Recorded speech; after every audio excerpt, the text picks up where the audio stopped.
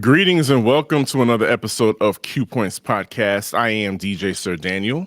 And my name is Jay Ray, sometimes known by my government as Johnny Ray Cornegay III. And Sir Daniel, it warms my heart that we're about to have this conversation because this brother was so important.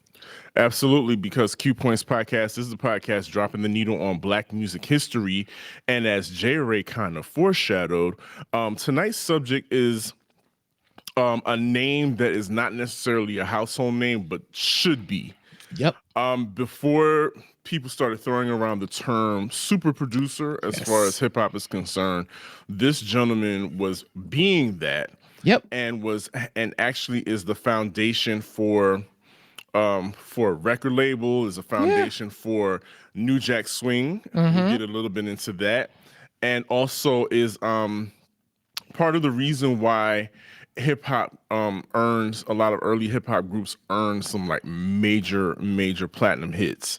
And so we are talking about none other than the pioneer, Mr. Larry Smith. Yes, absolutely. So I love that we are having this conversation because Larry Smith was a true musician. So right now in today's world, when we talk about hip hop producers, for the most part, we talk about beat makers, right?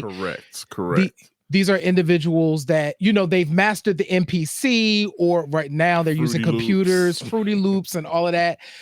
Larry Smith, though, was a musician. He was a bass player. He actually cut his teeth playing bass in bands and learned the craft of producing by just kind of being in the studio and being an individual who was a session bass player for a lot of musicians. So this man was committed to musicianship.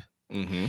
And what I also love about him is he was expansive enough that at his height, Sir Daniel, when we talk about some of the songs, they could be out at the same time in the same year, and you would kind of not know that they were produced by the same person. Right. All hip hop, but with like a completely different feel. But that was because of just kind of his pedigree and how he approached production.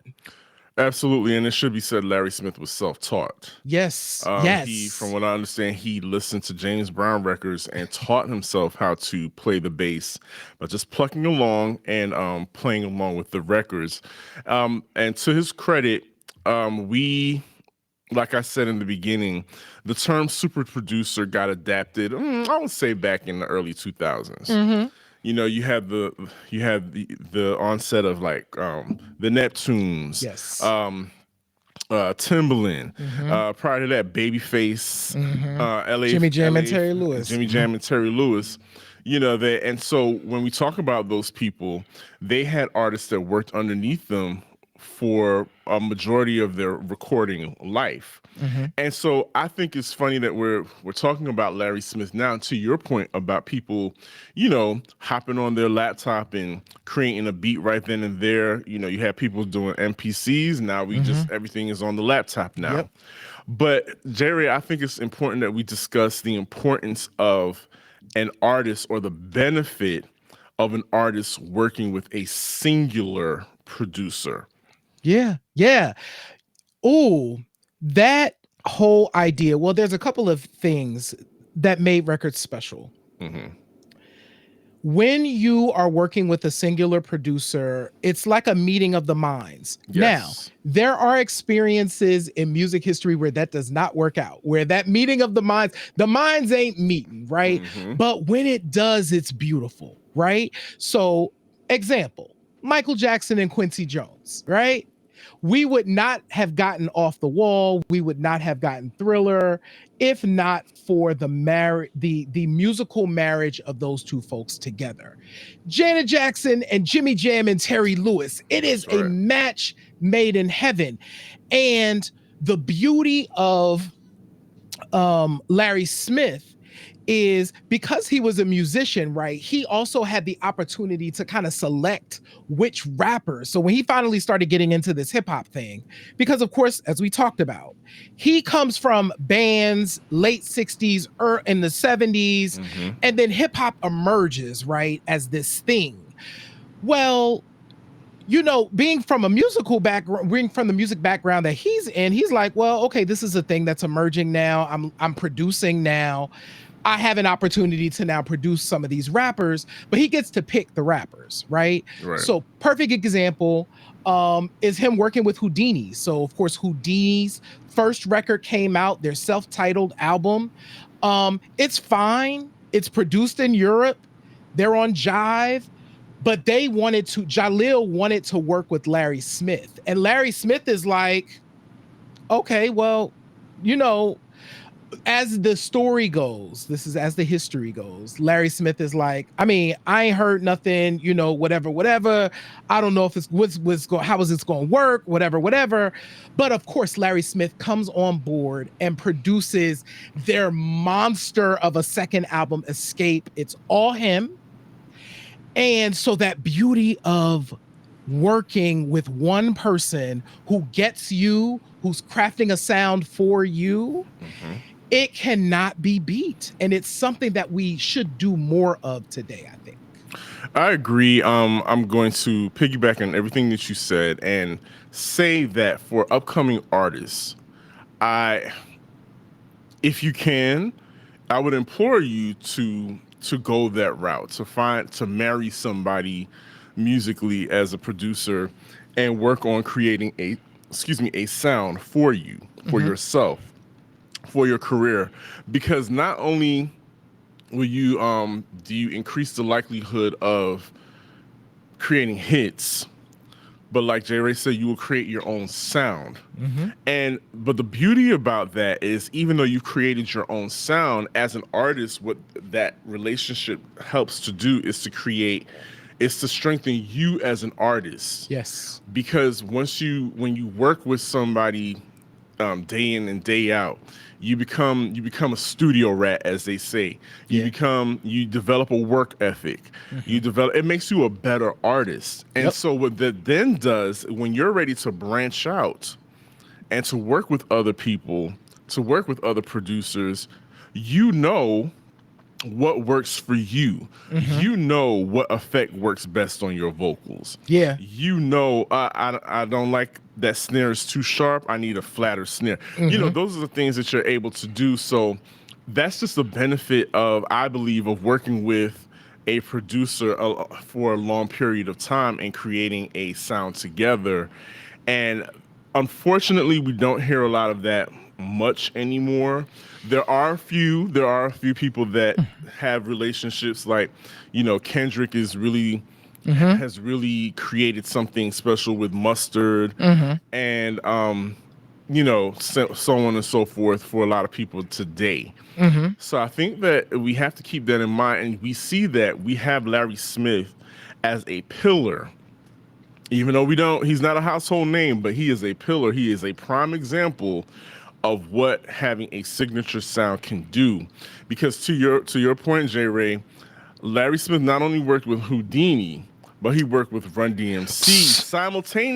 simultaneously, and gave them both very different sounds. Run-D.M.C. squarely had that rock and roll sound. Kind of gave them a little headbanger feel to it, whereas Whodini was definitely smoothed out R&B. And in my opinion, like I mentioned earlier, Larry Smith was like the pioneer or predecessor of New Jack Swing. Yeah, so it's interesting that you mentioned that hard rock edge, because that's one of the things, and Larry talks about this. There's a written interview with him. It's available on Medium, and he talks about the fact of Run-D.M.C. They were nervous about that whole rock, like the guitars thing, right? But also, to that point of the smoothed out of the Whodini piece of the whole thing, he also referenced the fact that, listen, Run-D.M.C. couldn't have did what Whodini did. They weren't going to be smooth like that. So the sound that they had was for them. Whodini wasn't going to be able to do what Run-D.M.C was doing. So they had their own sound that did that. But I think as we get into this, I think we need to mention some of the songs because it's going to be crazy. This is why Larry Smith is foundational. King of Rock, Sucker MCs, Freaks Come Out at Night, Big Big Mouth, Mouth, Friends. Funky Beat, Friends. Let's not forget, These Are the Breaks. These Curtis Blow. Curtis Blow. He was Curtis Blow's dude. You know what I mean? So exactly. And so when we talk about Def Jam, right? So this is all pre-Def Jam stuff we're talking about, right? Rick Rubin gets a lot of credit for the sound that he pioneered when Def Jam happened, right? Alongside Russell Simmons.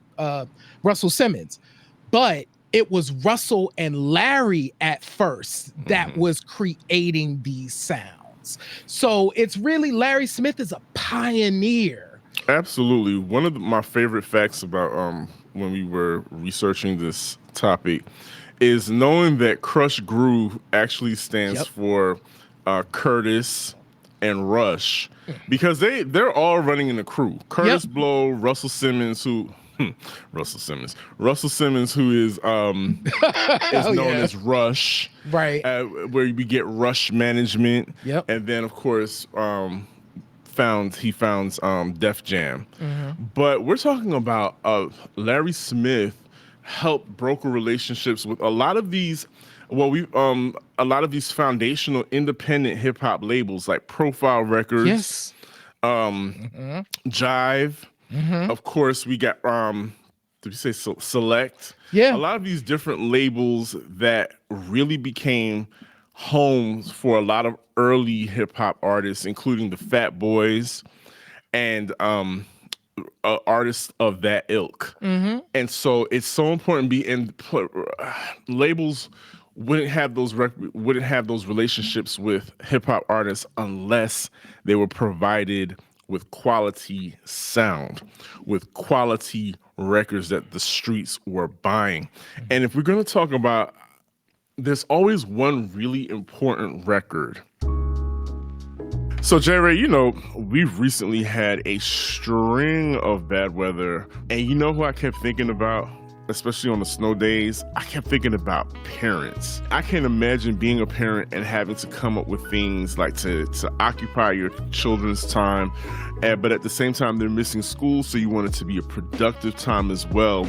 Luckily for all our parents out there, we have a great friend by the name of Penny. I'm talking about What's Poppin' Penny, the fantastic children's show, and it is now available on YouTube, J-Ray. Their first animated episode is coming out this spring of 2025.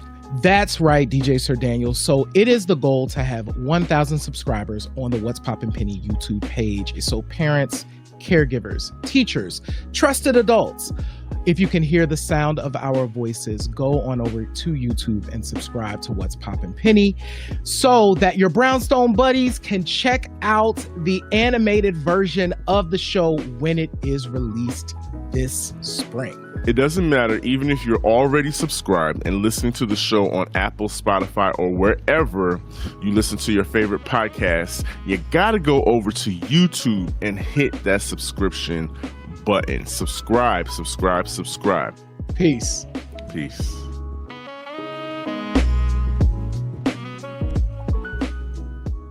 When we discuss the history of a lot of these artists, there's like one record that stands out that kind of starts things off. And is a launching pad.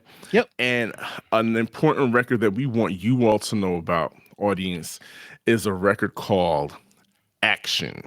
Yeah. And the record is by a band called Orange Crush. And Orange Crush has it's a hodgepodge, but it's like the dopest lineup because you're like, oh, they're in it. So the subject of our discussion, Larry Smith, is part of the band. Davey DMX. Legend. Davey DMX, if you've ever heard one for the trouble, two for the bass, it's because of Davey DMX. That was one of his records, and he was one of the sought after DJs slash producers in back in the day. Kenny Keys, Bobby Gass. Now this, okay, I'm going to say this name first, and then we'll get to this other name because I think this is really important. Ron Griffin, who turns out to be Rakim's older brother, is also in this group. Really important. Super important. We also have Eddie Cologne and Pumpkin. But y'all, are you ready for this? The lady that on vocals. The lady that you all hear saying, I want action, is none other than Def Jam's first lady, Allison Williams. Allison the Williams. The Allison the Williams. J. Ray and I were on the phone the other night, and Allison Williams does not get the dues, the propers that she deserves. Because when we thought about it, what's Allison Williams' title? Allison Williams, for real, y'all, for real. I'm not gonna hold you. I'm not going to hold you. She's the original queen of hip hop soul. I'm just saying. And that's it. I'm just saying. We're just gonna leave that there and let y'all fight about that. Argue with your mammy, don't argue with us. But Allison Williams is the original queen of hip hop soul. So as a matter of fact, well, we're going to can we do one more thing? One more thing. So if you ever wonder who's doing the vocals, we're playing basketball. That is also Allison Williams. I'm just saying, original queen of hip hop soul. That's all I'm saying. Original queen of features on hip hop records. Right. Just saying. We're just saying. So of course we're gonna have to do an Allison Williams episode. Yes. We've got to. We got to reach out to her too. Like, 'cause she is doing her big one. You know, like on her jazz bag. Allison Williams is doing her jazz bag now. It's a whole thing. That voice is still pristine. Absolutely.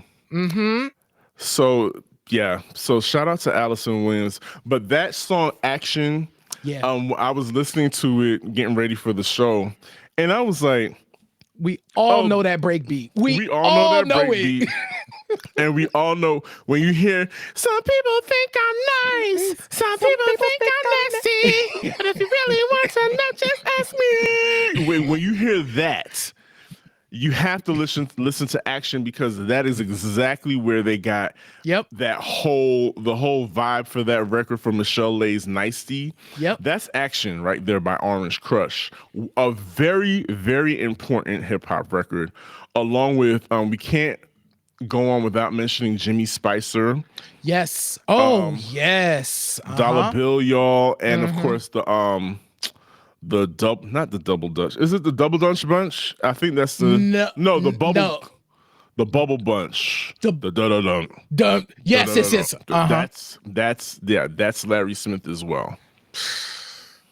So many joints. So of course we just talked about Action, which, like I said, we all know when you listen to it, as soon as it comes on, you will be like, oh, everybody is rapped on this. Like, everybody has rapped on this. Same thing with Sucker MCs. Like, there was a point in time, and there's a brother who he's the hip hop historian. We'll make sure that we link his video, because he does a whole hour and 20-minute Larry Smith retrospective. He talked about in that video that there was a point in time back in New York, because he grew up in that era, that there was not going to be any freestyling unless people was rhyming over Sucker MCs. Like, that was just kind of the beat that people used to freestyle on. Yeah. So, and everybody was using it, right? So, foundational records, all created by this brother who, Sir Daniel, for all intents and purposes, burned really bright, was hot, and chose to walk away. Like, chose to walk away in the late 80s. So we're talking like 89. Just when hip hop is becoming a commercial phenomenon, he chooses to walk away in that moment and is like, you know what, I've done all I'm going to do in this genre at this time. And he goes on to, just kind of do other things, still a musician, still doing all of that, but walks away from hip hop. So, and in fact, Sir Daniel, I think that's one of the reasons why people don't remember him as much, is because he stepped away at a point before we started having these kinds of conversations. Before we started having super producers, before, Mm-hmm. right when we started knowing who Herbie Lovebug was. Right. And then, Yep. and to wrap up the conversation, I think it's important that people know that part of Larry Smith's legacy is that every super producer that you know of today counts Larry Smith as their favorite Yeah. producer. Yeah. Larry Smith has also produced records for Confunction Mm-hmm. and Millie Jackson. of all How people. how did we I both love it. Millie Jackson? Well, listen, quiet as cat. Millie Jackson is often touted as the first woman rapper, female MC, Absolutely. because she didn't mind. Her breakdowns are legendary as far as like talking and narrating on a song. Mm-hmm. So yeah, definitely Millie Jackson. But yeah, Larry Smith, J. Ray. In closing, what do you think is what's the last, I guess, legacy thing that we want to leave with people about Larry Smith? I think it's kind of Larry's commitment to musicianship, period. I think is really important. So, in the interview, which we will, like I said, we will make sure that we link, Larry talks about, he's asked about sampling. And one of the things that encouraged him to walk away was just kind of hip hop was really changing, right?